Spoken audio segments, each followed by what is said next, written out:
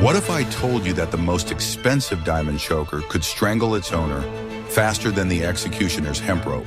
Outwardly, their lives seemed like a fairy tale come to life, where every day was filled with balls, the rustle of silk, and the sparkle of family tiaras. But behind the heavy velvet curtains of New York mansions and London estates lay a very different, frightening reality. It was a world where one wrong glance, one missed visit, or one careless word could turn a socialite into an outcast, whose name was erased from memory as if she had never existed. Women of that era were hostages to their own reputations, living dolls whose value was determined by a successful marriage and the ability to remain silent when their hearts were breaking with pain.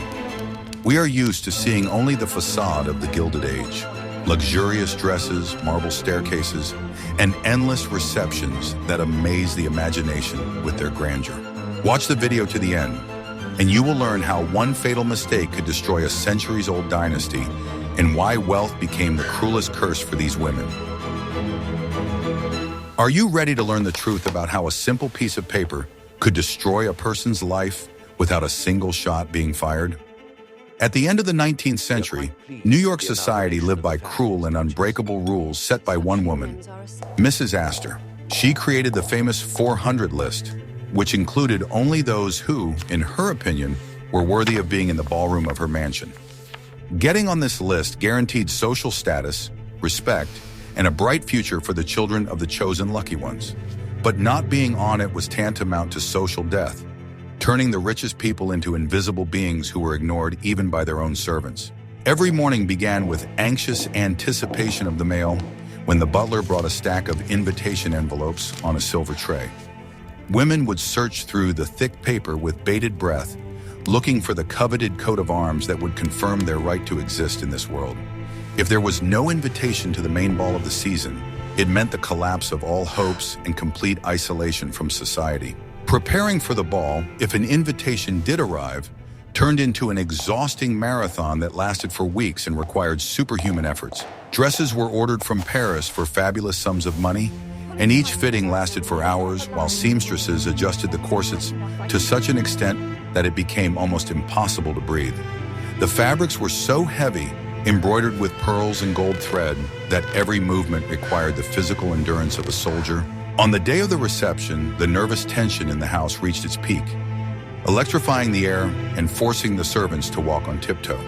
The lady of the house sat in front of the mirror for hours while her maids arranged elaborate hairstyles and fastened heavy jewelry that weighed down her head and neck. Her eyes revealed not excitement about the upcoming festivities, but an animal fear of doing something wrong, of making a mistake, or wearing the wrong jewelry. The carriage ride to the Astor Mansion was like a journey to the scaffold, where each clatter of the wheels counted down the seconds to the moment of truth. Inside the carriage, there was an icy silence. The couple did not look at each other, immersed in their thoughts about the possible consequences of the evening. They knew that any wrong move would be noticed, discussed, and possibly cause their downfall.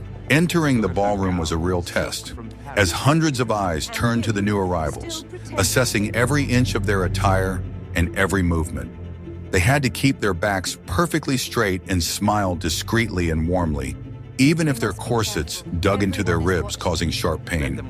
One awkward movement, too loud a laugh, or an incorrect bow could become the subject of gossip for the next few months. I'm very interested to hear your point of view. What do you think about a system where a person's life depended on a piece of paper with an invitation? Write about it in the comments. Be sure to subscribe to the channel so you don't miss any new stories. Want to know a secret that will change your perception of the fairy tale weddings of the past? At the end of the 19th century, a strange and tragic union arose between American money and British titles, which was called the Era of Dollar Princesses. The British aristocracy owned vast estates and ancient castles, but their bank accounts were empty and the roofs of their ancestral homes were leaking. American nouveau riche, on the other hand, had enormous fortunes but no access to the upper echelons of old Europe. The mothers of wealthy heiresses, often rejected by local society themselves, saw their daughters as a means to achieve their own dreams of grandeur. From childhood, they prepared their girls for a single goal: to marry a duke or earl without asking their own wishes.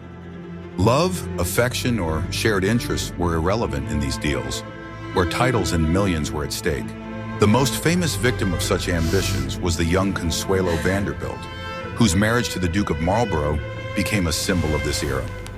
She was in love with someone else, but her mother, the iron-willed Alva, locked her daughter in her room and threatened to kill herself if she did not agree to the marriage.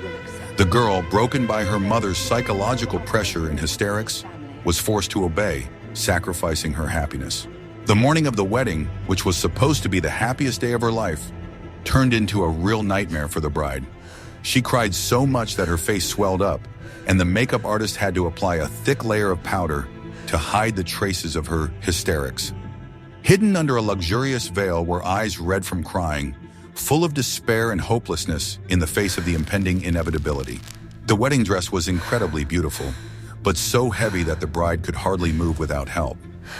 This outfit was a metaphor for her future life, luxurious, glamorous, but unbearably heavy and restricting her every movement. She walked down the aisle not as a happy bride, but as a victim being led to slaughter for the sake of her family's ambitions. The cream of society gathered in the church, eager to witness the triumph of the Vanderbilt's money and the Marlborough's ancient bloodline. None of the guests wanted to notice the bride's pallor or the cold detachment of the groom, who was also marrying solely for money. For the crowd, it was simply a magnificent show, a performance staged against a backdrop of white lilies and marble. After the ceremony, life began in the huge, cold Blenheim Palace, where there was no place for comfort and warmth. The young Duchess found herself in a foreign country, among people who looked down on her as a wallet that had bought her entry into their world. She had to learn hundreds of rules of etiquette, memorize the names of all her husband's ancestors, and give birth to heirs to justify the investment. Do you think preserving historical heritage justifies such sacrifices on the part of living people? In the next chapter, you will learn what women had to do to escape this hell. What I'm about to reveal was forbidden to discuss in polite society under threat of exile. At that time, divorce was considered not just a legal procedure, but an indelible stain of shame that would follow a woman for the rest of her life. The church, society, and even her own family perceived the dissolution of marriage as a moral fall equal to a crime. A woman who decided to take this step effectively signed her own death warrant, voluntarily becoming a pariah. Divorce trials turned into dirty public spectacles, where the most intimate details of a person's life were put on display for all to see. Newspapers eagerly printed transcripts of the hearings, relishing every detail of infidelity, scandals, and domestic violence. The crowd read these reports over their morning coffee, condemning the woman for daring to air her dirty laundry in public. To obtain a divorce, it was necessary to prove physical infidelity or abuse, which required humiliating testimony from servants and detectives. Women had to stand before a court consisting exclusively of men and recount their suffering, meeting only cold, judgmental glances. Her every word was questioned, and her motives were interpreted as capriciousness or hysteria of a spoiled nature. Even if the court sided with the wife, victory had the bitter taste of complete social ostracism. The doors of houses where she had once been a welcome guest were now slammed shut in front of her forever, as if she were a contagious patient. Former friends crossed to the other side of the street, pretending to be engrossed in window shopping or adjusting their gloves. A divorced woman could not appear at official receptions, balls, or in the royal box at the opera. All that remained for her was the company of other outcasts or a life of seclusion behind the closed curtains of her home. She became a living widow, a woman without status, without protection, and without a future in the usual sense of the word. Many, unable to withstand the pressure and isolation, left for Europe, trying to find at least a modicum of freedom and understanding there.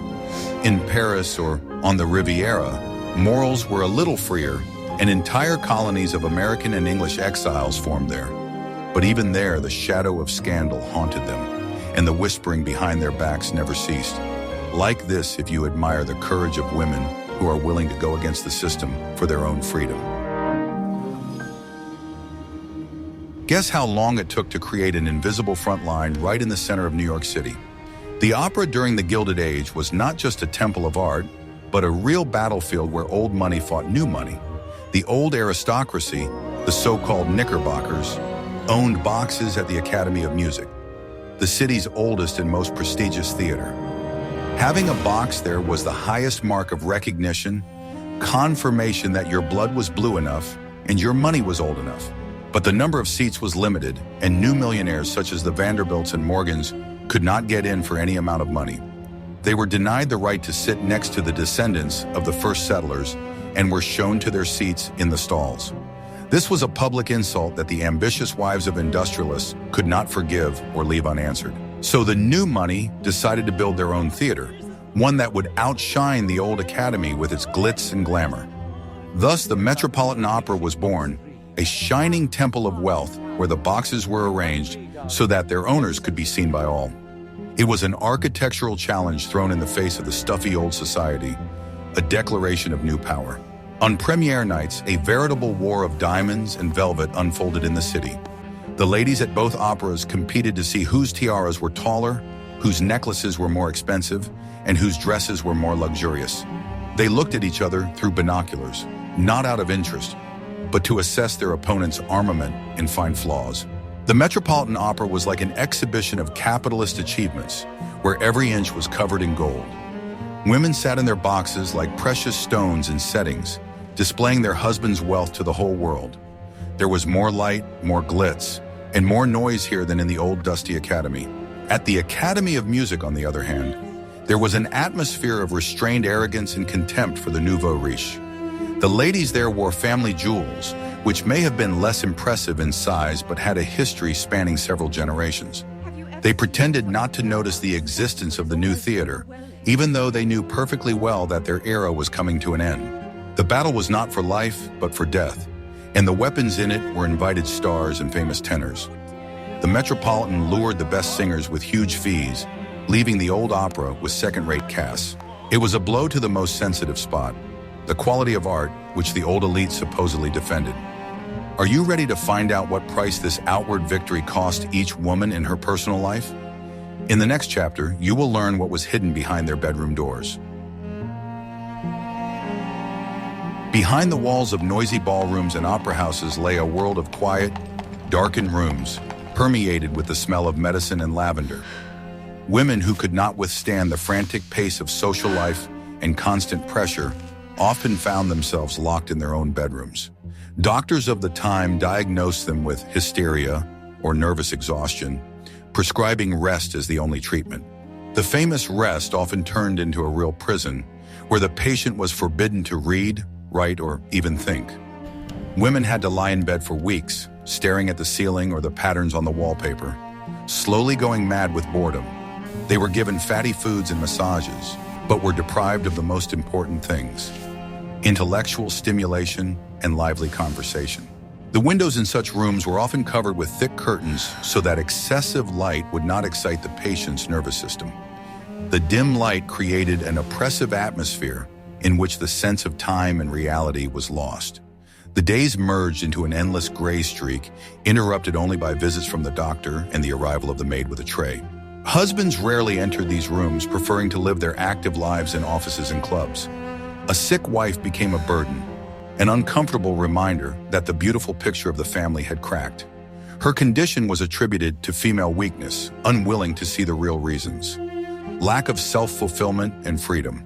Many women in such conditions began to feel like heroines of Gothic novels, locked in a tower. Their creative energy, finding no outlet, turned inward, giving rise to anxiety, depression, and obsessive thoughts. They became shadows of themselves, pale ghosts gliding through the corridors of huge houses. This quiet tragedy took place in thousands of wealthy homes, remaining invisible to the outside world. What if I told you that there was not a single corner in these houses where one could truly be alone? The luxurious mansions of the Gilded Age were designed like complex mechanisms, where the lives of the masters were inextricably linked to those of the servants. Behind every door, behind every curtain, and in every corridor were invisible witnesses to all the family dramas. Footmen, maids, cooks, and butlers knew absolutely everything about their masters, from financial problems to secret love affairs. The servants moved silently around the house, using special staircases and hidden passages in the walls. They appeared in rooms as if out of thin air to stoke the fire in the fireplace or clean up spilled powder. This created the illusion of their absence, but in reality they were always nearby, absorbing every word and every glance. The mistress of the house could not even get dressed without help, standing in front of her maid in her underwear. This intimate closeness blurred the boundaries, making the maid the keeper of her mistress's most intimate secrets of body and soul. She saw the bruises that needed to be covered up and read the notes that needed to be burned. Conversations at the dinner table, conducted in the presence of the footman, instantly became public knowledge. The servants discussed their masters with brutal candor, analyzing their quarrels, betrayals, and failures. In the basements and attics where the servants lived, an alternative history of the family was being written, often more truthful than the official one. Blackmail by former servants was a real threat to the reputation of any noble family of that time. A dismissed maid could sell her story to newspaper reporters who were happy to pay for juicy gossip from high society. Therefore, employers were often forced to tolerate negligent or insolent servants in order to keep their secrets safe. There was a whole network of information exchange between servants from different houses, a kind of underground telegraph. The Vanderbilts' butler could know about the Astors' plans before the Astors themselves announced them officially. Gossip was passed on through suppliers, coachmen, and laundresses, instantly spreading throughout the city. Do you think it is possible to maintain personal happiness when your life is under constant surveillance? In the next chapter, we will talk about how the walls of these aquariums themselves were crumbling.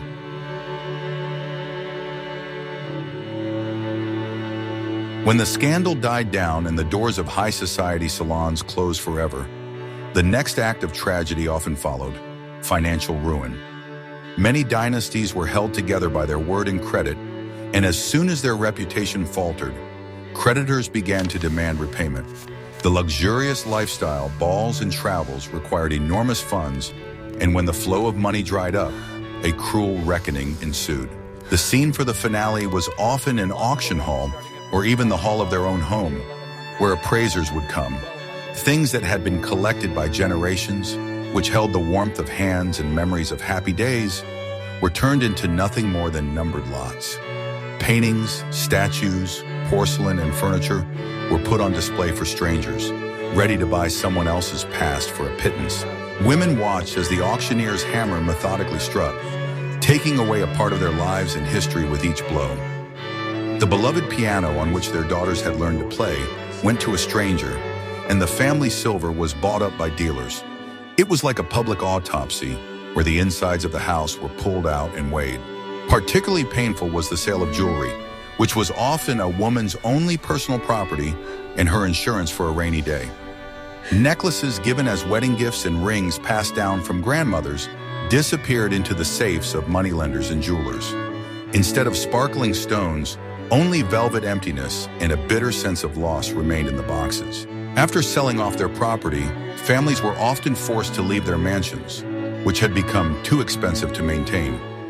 Moving to a modest apartment or hotel was not just a change of address, but a symbol of falling to the bottom of society. Passing by their former homes, they saw unfamiliar lights and silhouettes in the windows, which caused them unbearable pain. Men in such situations often found solace in alcohol or ran away altogether, unable to bear the shame of bankruptcy. The entire burden of organizing a new life, dealing with creditors, and caring for children fell on the shoulders of women. They had to learn to save every penny, mend old dresses, and deny themselves everything they had been accustomed to since childhood. The collapse of the material world sometimes became the beginning of a spiritual rebirth, although the path was strewn with thorns. In the shadow of the glamorous mistresses of the mansions, there were often inconspicuous figures whose fate was perhaps the most tragic. These were the poor relatives, unmarried aunts, cousins, or widowed sisters who had no means of their own. They lived by the grace of their wealthy relatives, serving as unpaid companions, nannies, or secretaries. Their position was ambiguous.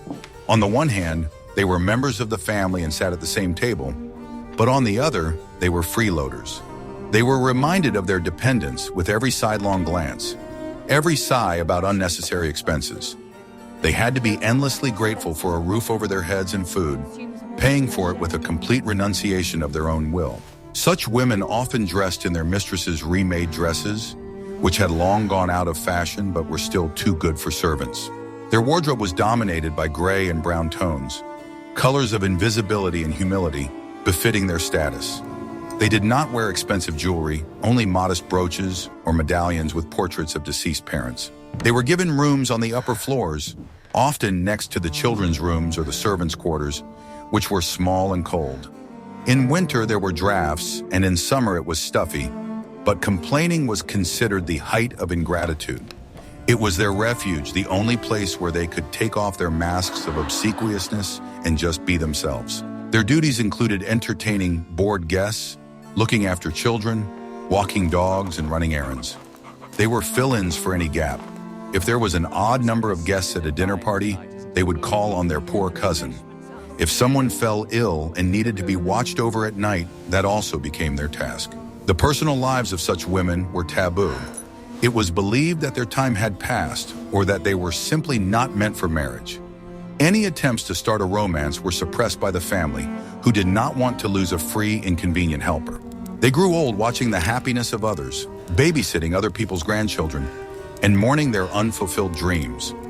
Poor relatives were the invisible foundation of many great houses, which no one remembered until it disappeared. The morals of the Victorian and Gilded Ages were riddled with hypocrisy, especially when it came to matters of fidelity. There were completely different codes of conduct for men and women, written not on paper but in people's minds. Men were forgiven for many things: keeping mistresses, visiting dubious establishments, and even having children out of wedlock, as long as it was not too widely publicized. High society turned a blind eye to male infidelity, considering it an inevitable evil or even a sign of masculinity. Wives had to endure, pretend not to notice, and save face for the sake of the family and children. A scandal only arose if a man violated external propriety and put his wife in an awkward position in public. For a woman, however, any hint of infidelity was like a death sentence, with no possibility of appeal. Even innocent flirting, a conversation with a gentleman that lasted too long, or a ride in a carriage together could ruin her reputation forever. Society was ruthless towards fallen women from its circle, banishing them with the cruelty of the medieval Inquisition. If a wife's infidelity became public knowledge, her husband had every right, and even a duty, to file for divorce and deprive her of everything. He remained a victim in the eyes of the world, a man whose honor had been tarnished and received universal sympathy. The woman, on the other hand, lost her children, her home, her livelihood, and the opportunity to appear in decent society. There was even a geographical exile for guilty wives. They were sent to remote country estates or abroad. There they lived out their lives in isolation, far from the glamour of the capitals, receiving a meager allowance from their husbands. Their names were erased from family chronicles, and their portraits were taken down from the walls and sent to the attic. The story of these broken lives reminds us how unfair a world built on false rules can be. Everything comes to an end, and the glittering Gilded Age was no exception, fading away under the blows of time and history. The introduction of income tax, World War I, and the Great Depression dealt a fatal blow to the old way of life.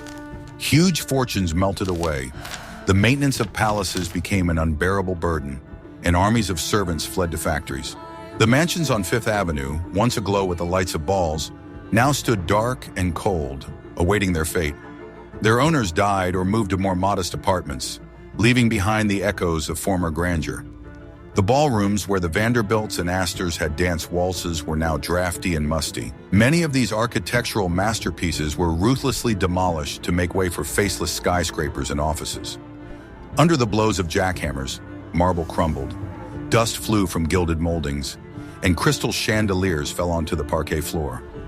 It was the physical destruction of memory, the erasure of traces of an entire civilization that had seemed eternal. The women who once ruled this world had become old women living on memories of their past youth. They sorted through yellowed photographs, old invitations, and fans, trying to hold on to the slipping away of time. Their world, built on rules, etiquette, and exclusivity, proved fragile and unviable in the face of change. The new generations no longer understood the significance of the list of 400 and laughed at their grandmother's primness. To the youth of the jazz era, corsets, calling cards, and complex courtship rituals seemed like ridiculous relics of the past.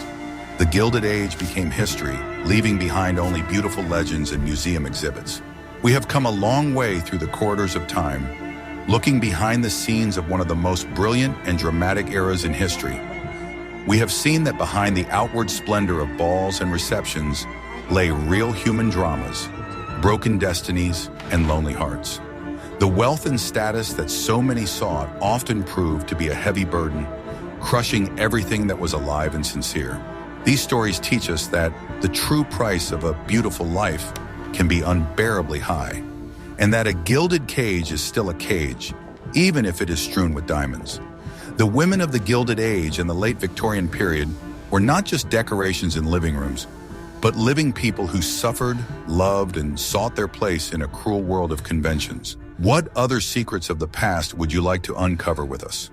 Write in the comments about the topics that interest you most, and we will definitely make new videos about them.